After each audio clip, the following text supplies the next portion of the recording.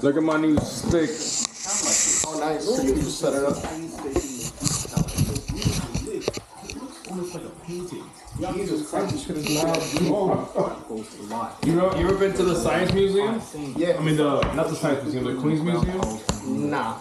New York is similarly striking. You're gonna have to put something on top of it. Lighting is used to make each part of the world look like its own installation. So in the Queens Museum, there's this scale of the world, not the world, New York City, like the 5 boroughs. And I went there with that stick, and it's the 5 boroughs, so it's pretty big. Like it's like the size of like maybe 2 or 3 basketball courts. But what I did was I was like, cause you're like above ground, like so I extended the pole like 10 feet, and I got really close up to all the fixtures. I can't wait to put that video up. Yes, you said it was 3 boroughs? Huh? You said it was 3 boroughs? All 5. Oh,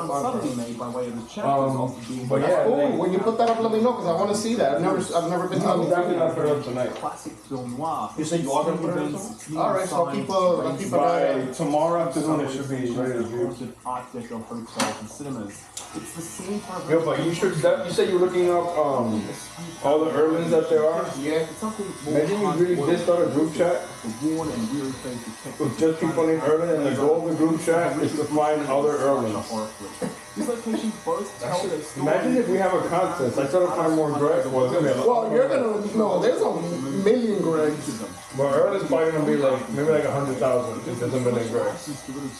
Nah, maybe like 1,000 Erlyn. Yeah, I was about to say. I think it's rare enough. I was surprised we found so many more, but it's rare enough that I could imagine like 1,000 to 2,000 in the world. Yeah, that game is extremely like.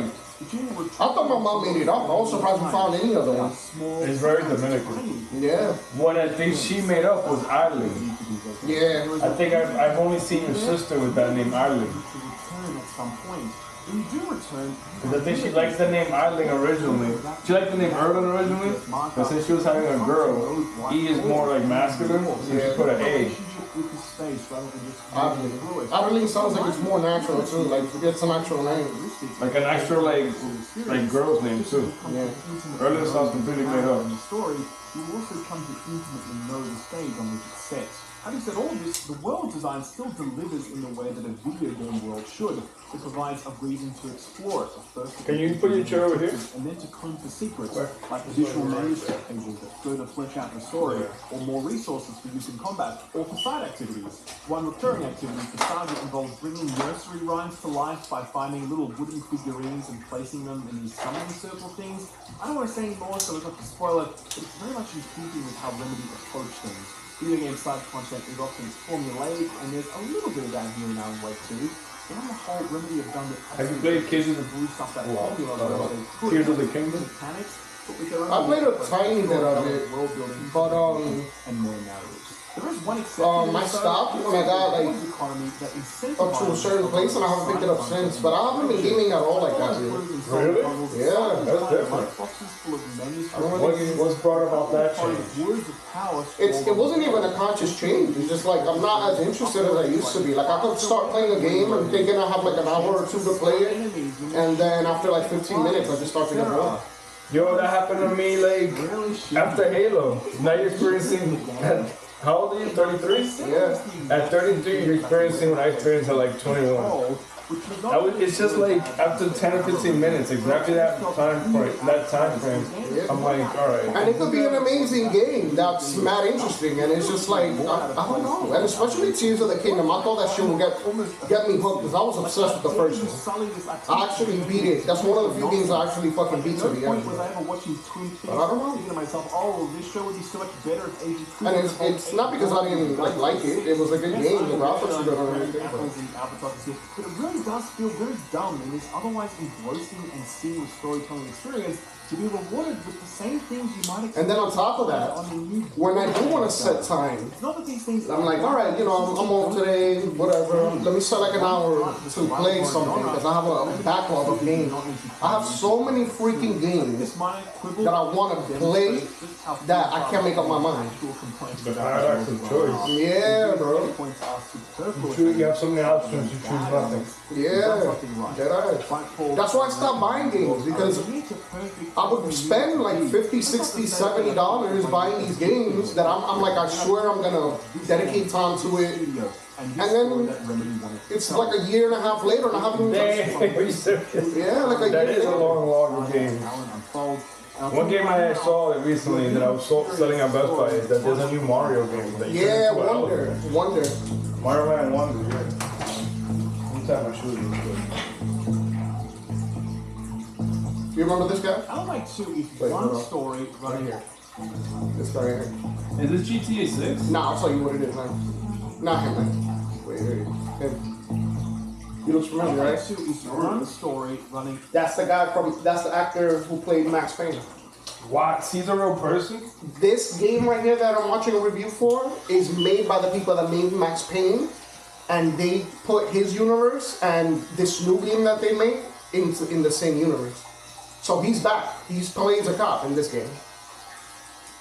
The cop again. This is like the inventor of bullet time. Yeah, and this company makes a lot of games that have to do with like slow-mo and like, you know, good The best slow-mo game is Super Hot. and good storytelling too. Like, Super Hot has to be the best game ever. Yeah, because that was like a strategic slow-mo game. You have to really think about where you're placing your shot before you move. A big question I know everyone has about this is, do you need to have played Alan Wake 1 in order to... Not only that, but like, where you place your shot is one thing, but also where the hell people are coming from to shoot you.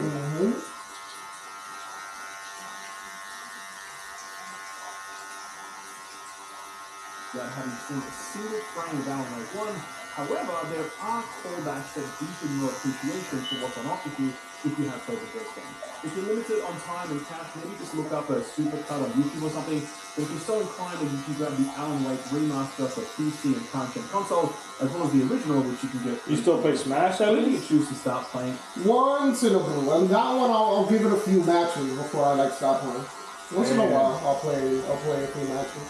I wonder if I had played more, if you would still be on it. Not even.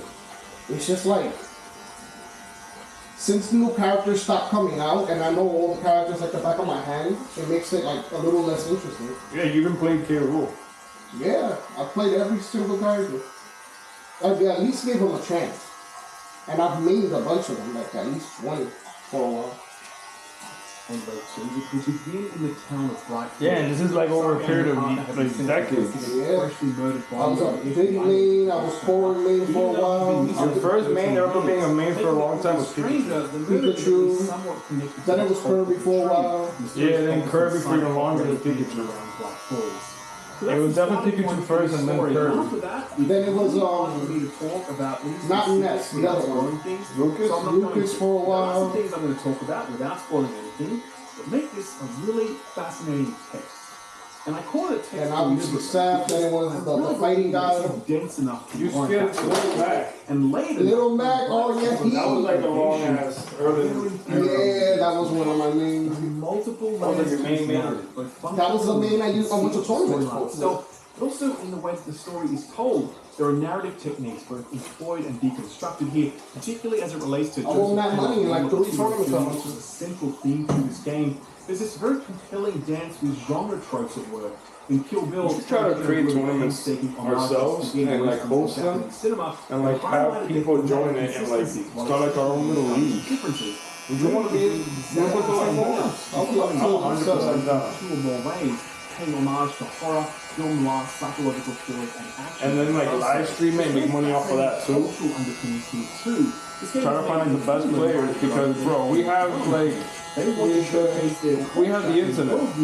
Like, we don't have to have everybody play at the same time either. It could be something where we have the matches and it's still like a tournament bracket thing. And they'll be scheduled like, alright, the first 2 people are gonna fight on this day. Then the next 2 are gonna fight on this day. To be honest with you though, I feel like we missed our opportunity in that. Don't get me wrong, people still play Smash, but it's not like the crazy hype like it was before. But we could still bring it back. If you go log into like Halo 3 on the Xbox, and people are still playing that. Yeah. Like if you build something and people have the resources, they'll show. Like I feel like we can still do it. We'll find the best players we can find.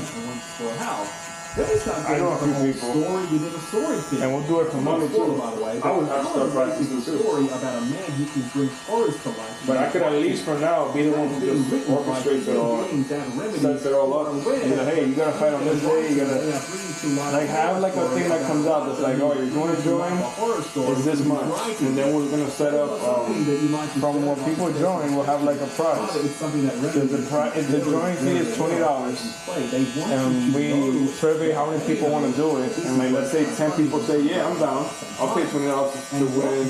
20 times 10 is what? $200. Yeah. So if you pay 20 and you win, the prize could be like 100 or 150. For the main winner and second place gets 50. Yeah. And he's also the face. Like $100 for the main winner.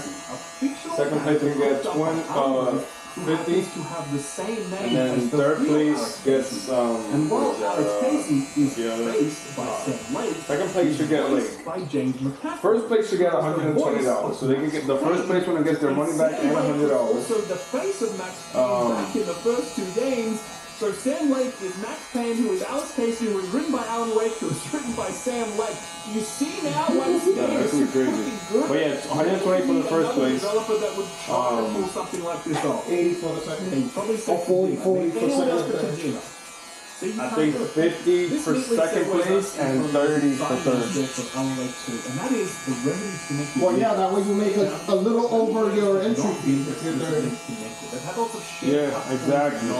So it's not like you lost anything, even if you're on the third. And then the 7 people who didn't make it are gonna have the motivation to want to play again the next time to get like better at it. And then maybe that next time we'll get 20 people.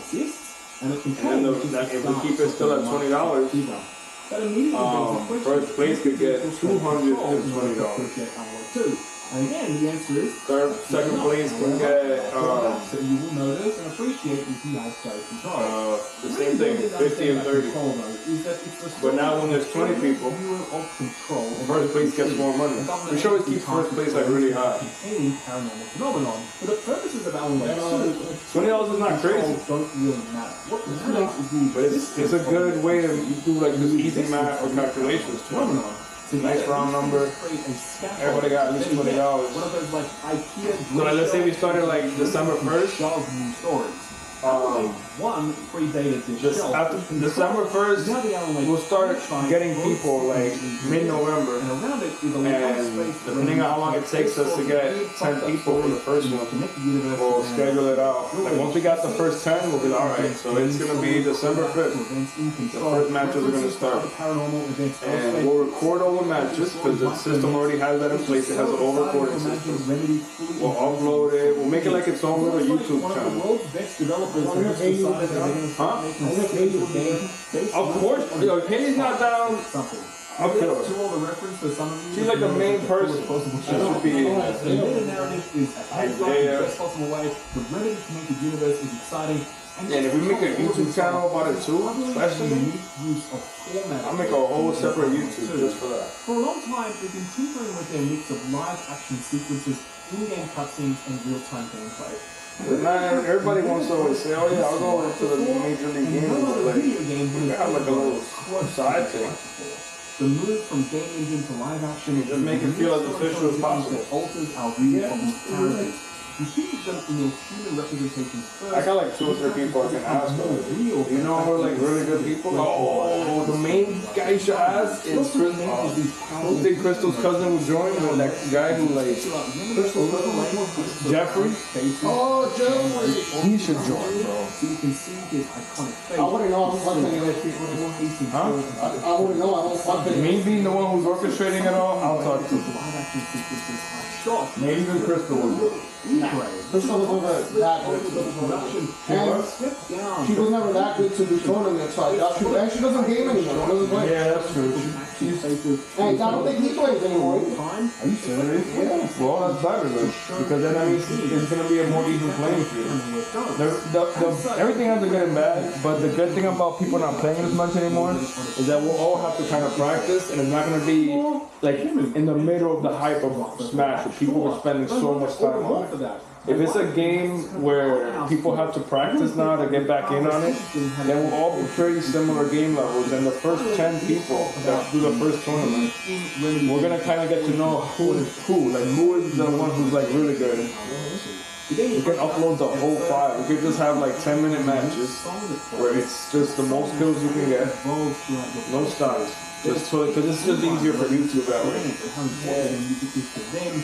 Or maybe we'll have the best 2 out of 3. One match that's 10 minutes, one match that's 5 minutes, and one match that's 3 stars. Best 2 out of 3, that's the winner. It's unbelievable. A 10-minute match, a 5-minute match, and a 3-star match. So that way you have different scenarios for the winner. You have more than one chance to win.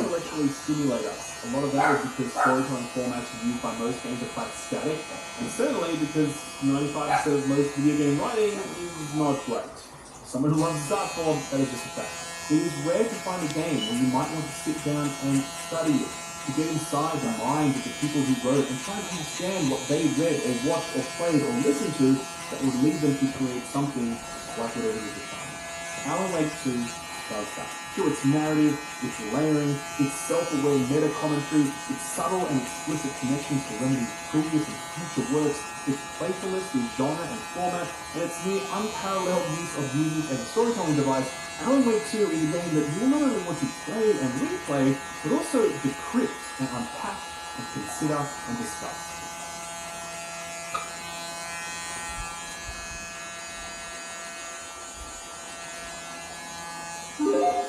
And we're back with another episode of Before You Buy. Any new Trump shit? No, not really. Him going to trial and shit. Alright. He might lose all his business. He might lose his license to run businesses in New York. I heard he owes like $2 million. He might lose. Does he have any money left? He's gonna lose all of his Trump Towers in New York.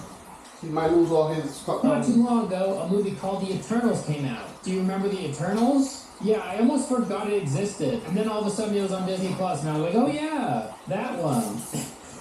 So I decided to give it a watch, and I've never heard of The Eternals. I don't read a bunch of comic books, so maybe if you're like really big into Marvel comics, you'll know what these superheroes are, but I've never heard of them. So I was going in blind, like, okay, The Eternals, random.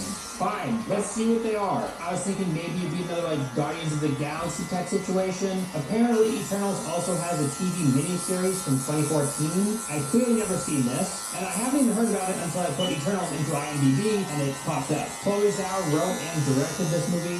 She's the same person behind the movie Nomadland,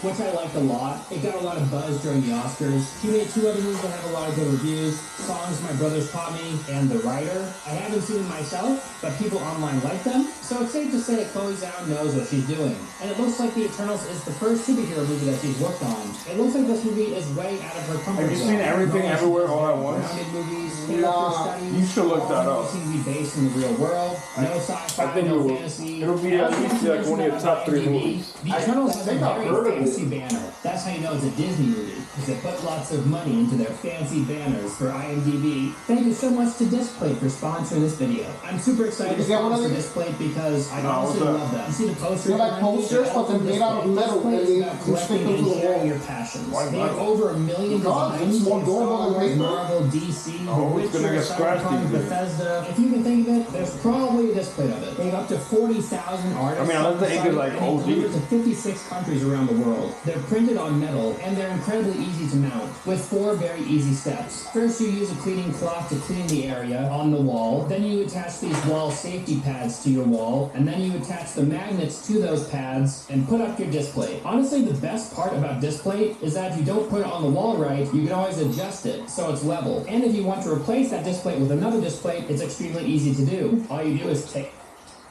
steps. First, you use a cleaning cloth to clean the area on the wall. Then you attach these wall safety pads to your wall, and then you attach the magnets to those pads and put up your disc plate. Honestly, the best part about disc plate is that if you don't put it on the wall right, you can always adjust it so it's level. And if you want to replace that disc plate with another disc plate, it's extremely easy to do. All you do is take it off and put another one up. Disc plate is a good alternative to standard paper impressions or canvas printing. All of them are printed in the EU, so if you want a disc plate for yourself or someone that you love, click my link at the top of the description. They have a Halo this week. I was thinking about getting one. I was like, I don't have no code. Well, they have a way where you can make your own Thanks so much displays. to Display for sponsoring this video. Now back to the review. Like you can see your own photo, I think. Spoiling this movie, so if I've you been don't using want the this, Eternals like, spoiled for you, you should click off this video. Maybe watch it. AI app. Oh, generate. Look at this shit. Please watch my I'm gonna show you first what I put up so on when you start to the Instagram. text scroll, I saw some people complaining about it online. I didn't really mind this, especially if it preps the audience to absorb a lot of information. These This help was with lore-heavy AI movies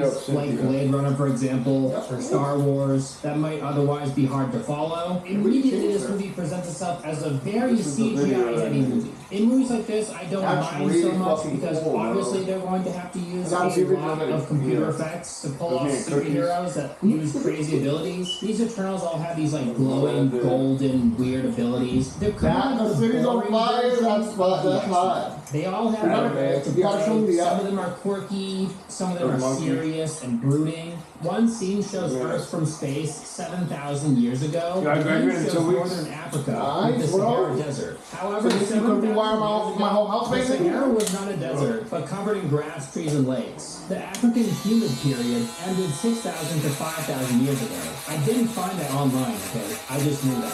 And I gotta say, the CGI is pretty great. There were a couple times when you could kind of pick out some flaws in it, but for the most part, it's seamless. I mean, I would expect a movie with a $200 million budget to have good CGI. You know, I could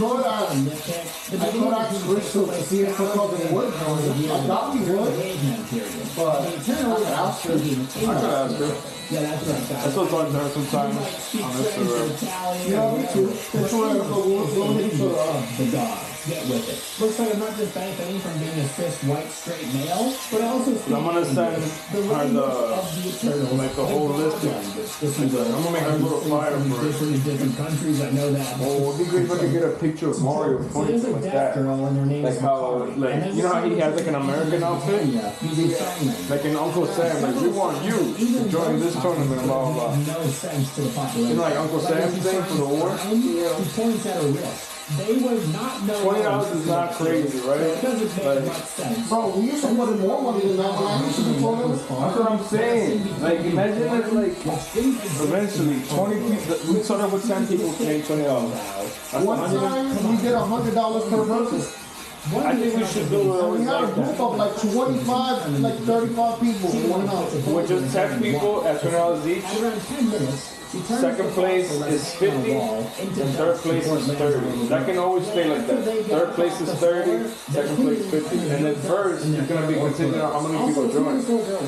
If 10 people join, it's 120. If 20 people join, it's 220. Every time like this, it breaks a new like place, so like the 10 value. Like if 50 people join, then it's $520 for first place.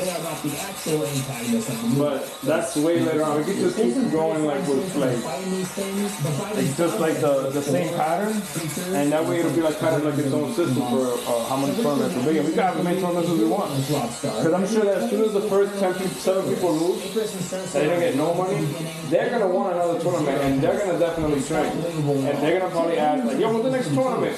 I want to retry. We both start playing. We'll both start playing Smash way more. I'll probably start watching Smash tutorial videos.